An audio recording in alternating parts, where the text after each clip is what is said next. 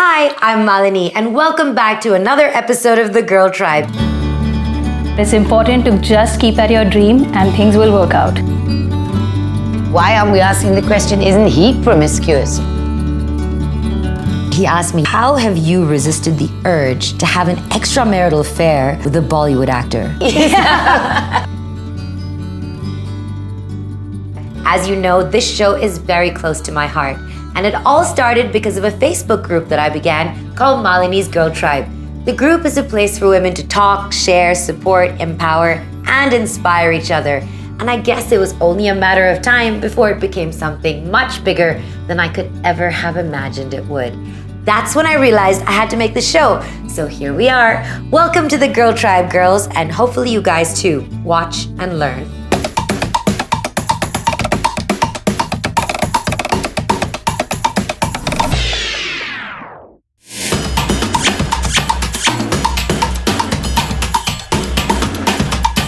More power to all the girls out there, a part of Miss Malini's Girl Tribe.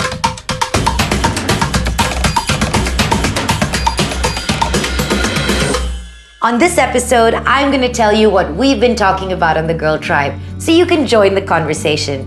For instance, women juggling work and family.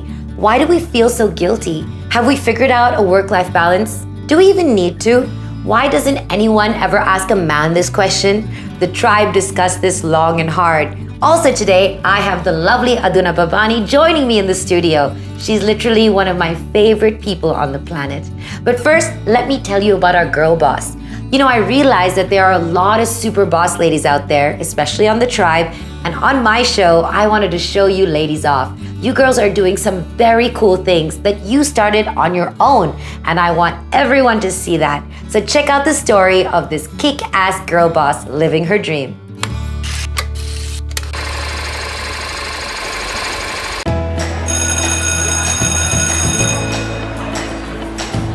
Hi, I'm Neha Sahu and I'm the co-founder of Just for Kicks. We work with little children in underprivileged schools across India, developing life skills using football. The most important thing is to know yourself extremely well and then dream big. Keep chasing your dreams, keep at it all the time. There'll be a lot of situations, a lot of people, unsolicited advice, difficulties, but it's important to just keep at your dream and things will work out. For all little girls out there, give it your best in whatever you choose to do. I know tiny girls as young as 6 years old playing some fantastic football and teaching elders how to live life. Hopefully, by the time you're grown up, the entire world will be a level playing field thanks to you. Now in 2018, we've become a much larger organization. Under the name of Enabling Leadership, we're using football, music and Lego to develop global leaders and role models in schools. I'm Neha Sahu and I'm proud to be a part of the Girl Tribe. And we're proud to have a kick-ass girl boss like you in the tribe, Neha. Not only did you build this incredible program for life skills in India, but you've taken underprivileged children to cities all over the world to play. How amazing is that? They get a taste of international culture and sportsmanship that will only enhance their development. And I'm pretty sure you're making dreams come true. Bam, Neha, you're a girl boss if I ever saw one, which is why you're going on my Girl Tribe Wall of Fame. And now it's time to introduce you to one of my favorite people in the world and an inspiration to us all. She's incredible. She runs her own beauty empire and sometimes she scales mountains for her birthday. The one and only Adhuna Bhabani. Welcome to the Girl Tribe, the show that I have been dying to make for, I think, my entire life. Thank you, Odd, for being here. I wanted to tell everyone 3 things about you that I don't think everyone knows. Okay, here we go. 1, Odd loves really tight hugs, and I know this because you're one of those people who like hug like, that's it. Like, I'm never going to let go, which I love. You wanted to be a singer, a horse trainer, and a gymnast. Yeah. Which is awesome. And you love the color purple. That's more than 3 things you didn't know but about you're wearing me. purple and I've got pink. Okay, thank you so much for being here today. I've just been like dying to do this show. And you're one of my favorite people to have these conversations with. Well, it's my pleasure to be here. So, you know, somebody asked me a really interesting question. They said, okay, it should be fine for you to wear what you want, but knowing what you know about how the world is it better for you to save yourself unwanted attention and not wear certain things? And you as a parent, what do you do with that? I am constantly on a daily basis faced with this dilemma because my daughter is 17 years old. She likes to wear what she likes to wear and what's in fashion. And if it's a pair of shorts, why the hell shouldn't she be able to wear it? Right. In the same breath, how am I able to protect her from the kind of unwanted attention that may cause here in this scenario? So that's the dilemma, right? So The dilemma is, how much do I protect and how much do I empower? But the sad thing is, and there's even like a video that was heart-wrenching, which is like rape culture in Haryana that's on the group, someone posted it, which is that they think, well, if a girl's wearing jeans, that's also an open invitation. I don't know where do you draw the line? Where do you draw the line? Where do you draw the line? I mean, I'm asking myself these questions perpetually now. A young woman growing up in this society, how do I advise her so that she's not scared to death of going out to live her life? Yeah. And I struggle with this too, because on the blog, obviously we cover celebrities, we might cover a music video. And then someone said, well, aren't you propagating, this culture of Eve teasing and voyeurism by talking about a celebrity's look or her outfit? Or, does the next item song make that same mistake? People should be able to make the distinction, right? Yeah, and I think even in the sort of friend circles that we may move in, without malice, without meaning to, they may say things that doesn't put women in a very good light and think that it's just funny and ha-ha and move on to the next. But I really believe that if you're a parent or a person who's in a position where you have to show and teach people around you, your kids, for example, whether we like it or not, the way we react to something, it could be what we think is funny, what we think is our sense of humor. It will translate onto the next generation. And if people are constantly making jokes on women, then not only will the boys think of the next generation that it's okay to make a joke on women, but even the girls will come to believe that that's okay to be treated that way. It's not cool. I had the same thing. So I had a bunch of and these are my friends that I've known for a long time, and we were sitting around probably late night, and they're talking about this girl that they think is beautiful, right? Obviously they say she's so hot. And then so one of them insinuated that he's hooked up with her. And I was so mad that he said this comment. Because one, if you have, why, what is this kiss and tell thing?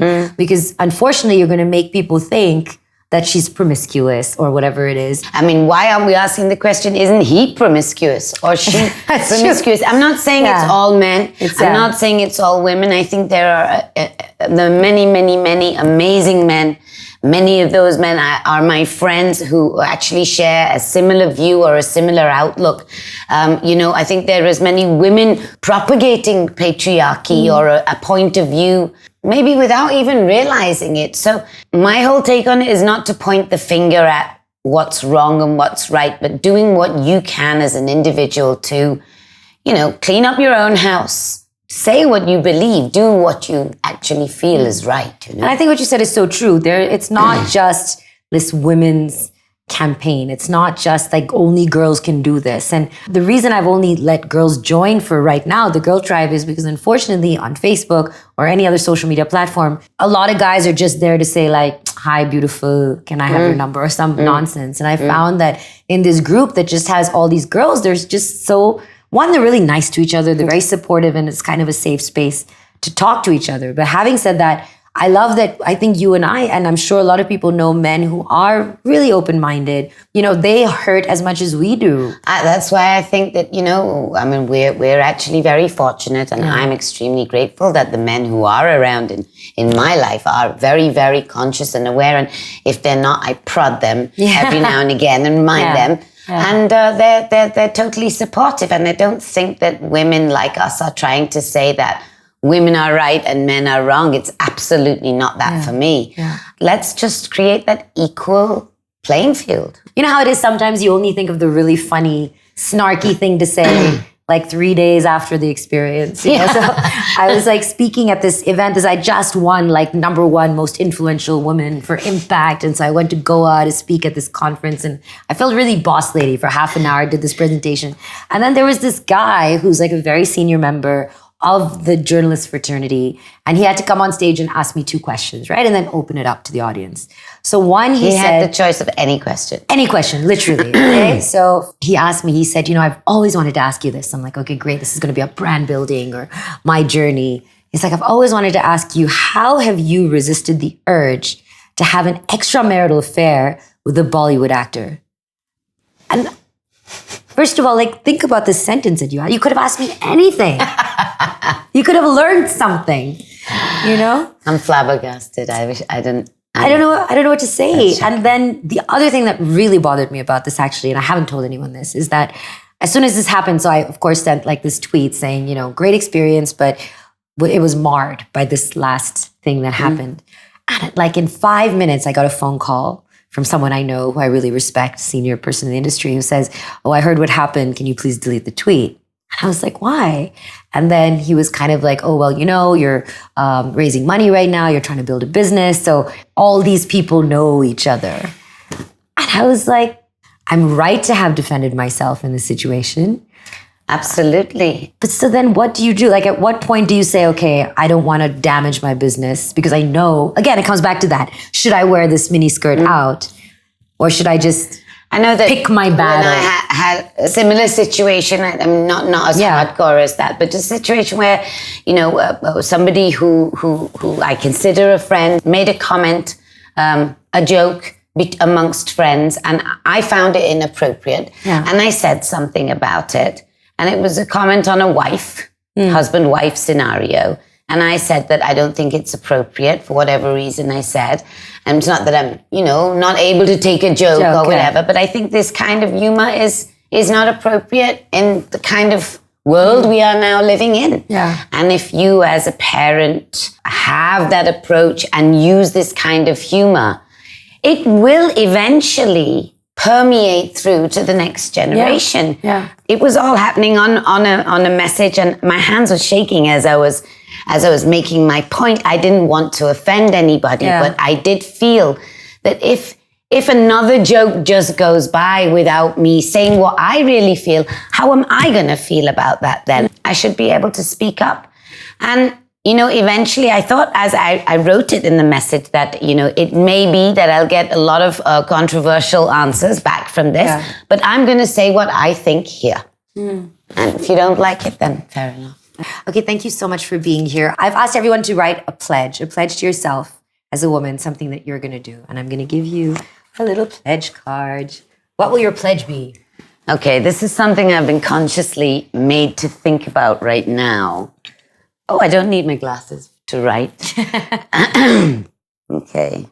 Reduce, reuse, and recycle. And why have you decided to pledge this? Because I feel like I've been a complete victim of consumerism. I love clothes. I love fashion. I've loved shopping. I've loved, furnishing my home, whatever it is. And I think for me to make a mark or make a statement, I need to sort of practice what I preach. I think it can have a very powerful impact on my kids and how they choose to spend their money, the decisions they make. Thank you. Will you add that to my pin board, my Girl Tribe? Absolutely. Pledge board. You like that picture? That's from our football face-off. Okay, that shall be like that.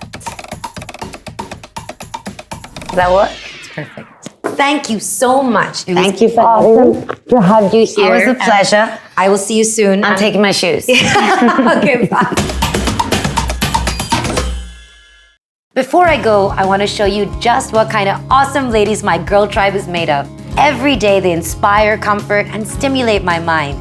To show you what I mean, here's a peek into just a few of the posts and conversations going on in the Girl Tribe right now. An overwhelming number of women mention the constant juggle between work and family and being made to feel guilty about it.